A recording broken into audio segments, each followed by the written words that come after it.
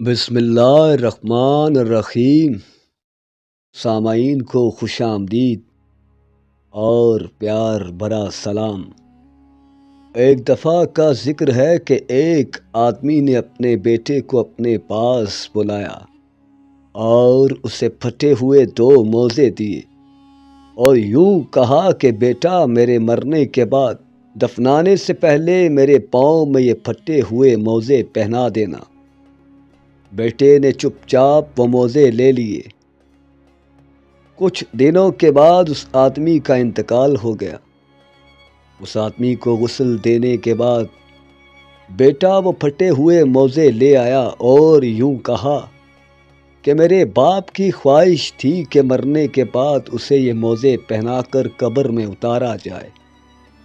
لوگوں نے جب یہ دیکھا تو کہا کہ یہ بات تو صحیح نہیں، کیونکہ مردے کو کفن کے علاوہ کوئی اور کپڑا نہیں پہنا سکتے۔ لیکن وہ بیٹا نہ مانا۔ یہ بات آگ کی طرح پھیلی اور مختلف علاقوں کے علماء اکٹھے ہوئے اس مسئلے کو حل کرنے کے لیے، لیکن کچھ بھی سجھائی نہ دیا۔ وہ بیٹا تو اپنی بات پر اڑا ہی رہا۔ کافی دیر کے بعد ایک اور آدمی اس بیٹے کے پاس آیا اور یوں کہا کہ تمہارے باپ نے مجھے یہ خط دیا تھا اور کہا تھا کہ میرے مرنے کے بعد جب سارے پریشان ہوں تب یہ خط میرے بیٹے کو دے دینا۔ چنانچہ بیٹے نے وہ خط لے لیا اور پڑھا۔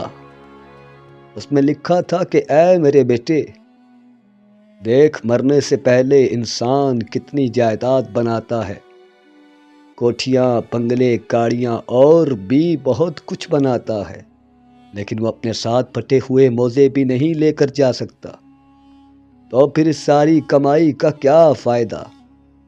اپنی دنیا سے زیادہ اپنی آخرت کی فکر کرنا اور مال جمع کرنے کے بجائے صرف دین کی خدمت کرنا۔